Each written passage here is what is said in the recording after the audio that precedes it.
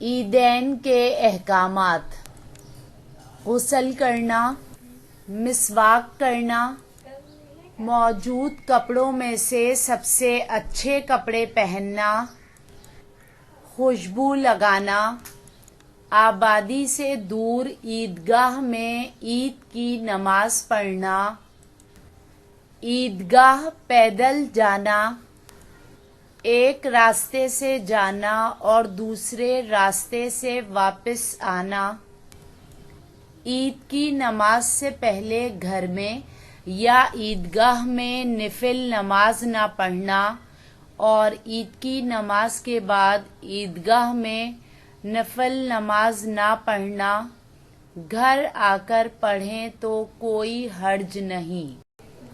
نماز عید الفطر سے پہلے کھجور یا کوئی میٹھی چیز کھانا۔ اگر صدقۃ الفطر واجب ہو تو اس کو نماز سے پہلے ادا کرنا۔ عید الاضحیٰ ہو تو نماز کے بعد جلد سے جلد قربانی کرنا، اور بہتر ہے کہ اس دن قربانی کے گوشت سے پہلے کچھ نہ کھائیں۔